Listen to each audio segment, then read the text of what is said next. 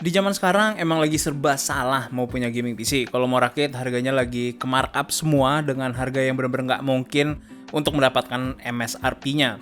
Salah satu opsi yang terbuka sebenarnya ini laptop, dan di sini MSI untungnya memberikan opsi budget gaming laptop yang berada di harga 14,5 sampai 15 jutaan dalam bentuk MSI Bravo 15.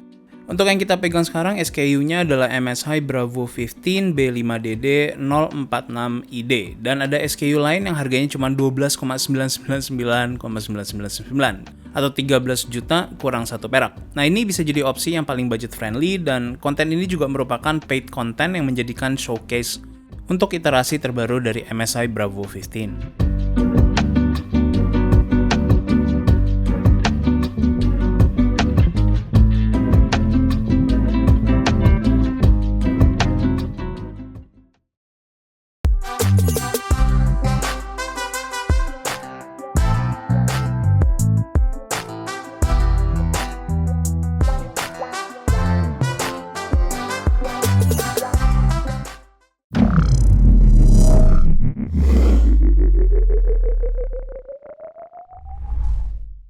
So langsung aja untuk spesifikasi lengkap ini laptop. Ini menggunakan Ryzen 7 5800H, 8GB DDR4 yang jalan di 3200 MHz. Untuk GPU-nya menggunakan RX 5500M. Untuk storage-nya menggunakan 512GB NVMe dari Kingston, dan untuk display-nya menggunakan panel Innolux dengan resolusi 1080 144Hz dengan brightness 300 nits dan color accuracy-nya di 60% sRGB. Untuk display color accuracy emang wajar mengingat harga laptopnya dan tujuan laptopnya sebagai laptop gaming yang budget oriented.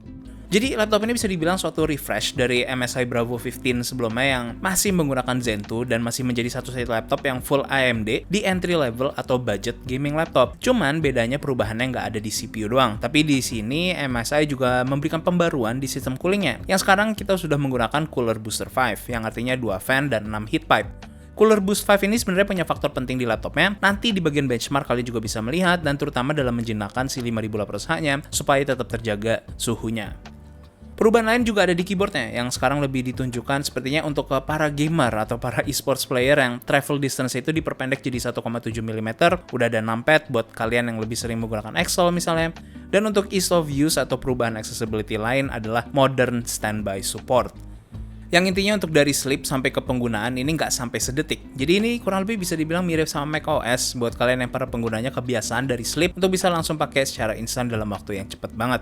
Jadi penempatan ini laptop emang benar-benar dibangun untuk tujuan entry level gaming, dan barangnya juga ada stoknya juga. Untuk battery life juga menurut gua masih sangat baik. Maksimumnya itu di 9 jam dan minimnya itu di sekitar 6 jam, tergantung pemakaian itu kalian seperti apa. Memang laptopnya jadi agak lebih berat sedikit dibanding MSI Bravo 15 sebelumnya, tapi menurut gua ini benar-benar worth it banget karena max temperature untuk CPU cuma 82 derajat Celcius di ambient temp 28 derajat. Kalau kalian turunkan AC kalian dengan 24 derajat Celcius ambient temp, ini maksimalnya cuma 78 derajat Celcius. Nah, mari sekarang kita lanjut performanya untuk keperluan produktivitasnya. Di R20 untuk skor itu mendapatkan 4241, tapi single core-nya memang sesuai dengan harapan kita untuk 5800H, yaitu mendapatkan 556. Jadi single core ini benar-benar kencang dibanding laptop lain yang menggunakan 5800H juga. Nah, kalau kita lihat di R23 hasilnya masih sesuai dengan skor yang didapatkan adalah 10.858 dan single core-nya 1427. Jadi untuk single core konsisten dan tergolong cukup tinggi untuk 5800H, tergolong tinggi banget sesuai dengan skor yang terlihat sebelumnya di R20.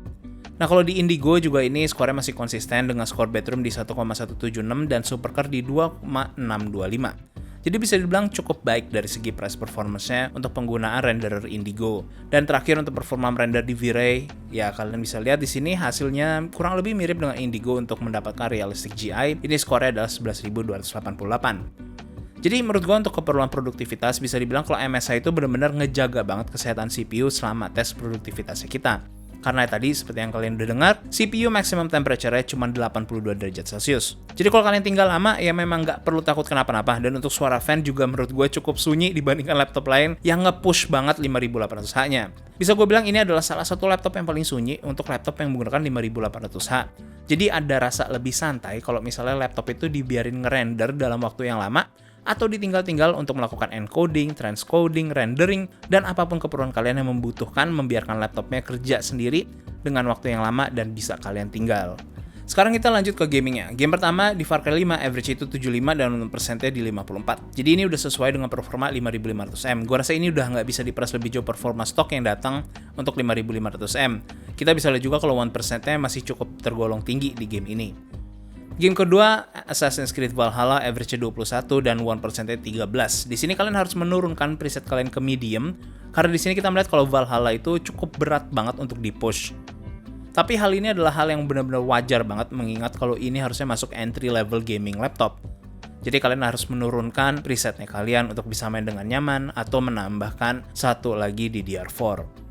Game terberat selanjutnya adalah Watch Dogs Legion dan average-nya 33 dan 1%-nya di 19. Jadi menurut gue ini udah cukup oke ya. Dan kalian performa yang bisa didapatkan, gue nggak nyangka kalau bisa di atas 30 fps. Jadi kalau di medium, harusnya kalian masih bisa mengejar playable fps sekitar 40-an dan 1% yang lebih mendekati 30 fps di sini, supaya kalian bisa main dengan nyaman. Lanjut ke Shadow of the Tomb Raider, average ini adalah 70 dan 1%-nya di 49. Di game ini tuh masih oke, dan untuk game umur 2 tahun yang AAA, gue rasa masih oke lah, kalian masih bisa expect laptop ini tuh bisa run di atas 60 fps. 1%-nya juga udah di atas playable fps. Sekarang baru kita ke yang paling berat, ini adalah Metro Exodus yang original version. Jadi bukan remasterednya, dan ini average-nya 35 dan 1%-nya di 18. Menurut gue balik lagi, ini adalah performa yang wajar dan di high aja 1%-nya udah jauh membaik untuk bisa masuk ke wilayah playable. Lagi kalian harus ingat ini adalah suatu laptop entry gaming. Terakhir ke game yang paling optimized dan optimized preset ini datang dengan RDR2. Average ini 50 dan 1%-nya di 34. Ini menurut gue udah bener-bener nyaman banget untuk ukuran laptop entry level. Performanya udah di atas last gen console dengan graphic fidelity yang lebih baik juga. Jadi kalau kita lihat untuk performa gamingnya, ini memang sesuai dengan apa yang kita bisa harapkan. Dan kalau kita ngeliat di sini sebagai suatu entry level gaming laptop, ini benar-benar udah di push 5500 mm. Tapi memang yang menjadi selling point besarnya adalah ya kalian enak banget untuk streaming, misalnya di laptop ini, atau kerja produktivitas di rendering yang kalian nggak perlu takut untuk ditinggal lama-lama laptopnya. Kalau kalian ingin mendapatkan atau lebih nge-push 5500 mAh dan mendapatkan 1% yang lebih tinggi, kalian masih bisa tinggal tambah 8 GB stick lagi di sini untuk dapatnya performa yang meningkat untuk produktivitasnya, dan gue bisa yakinkan kepada kalian kalau 1% maupun average-nya untuk beberapa game akan lebih tinggi, terutama bagi mereka yang benar-benar starving untuk bandwidth-nya. Overall, menurut gue ini adalah laptop build yang menarik di harga 15 jutaan untuk kalian yang sedang membutuhkan gaming laptop di budget tersebut. Buat kalian yang nonton konten ini dekat dengan waktu publish ini kontennya, MSI juga sedang mengadakan promo Back to School yang ngasih hadiah gratis mouse gaming dari MSI, dan promo ini berlaku sampai 30 September. Sekian dari gue Sony, and see you guys next time.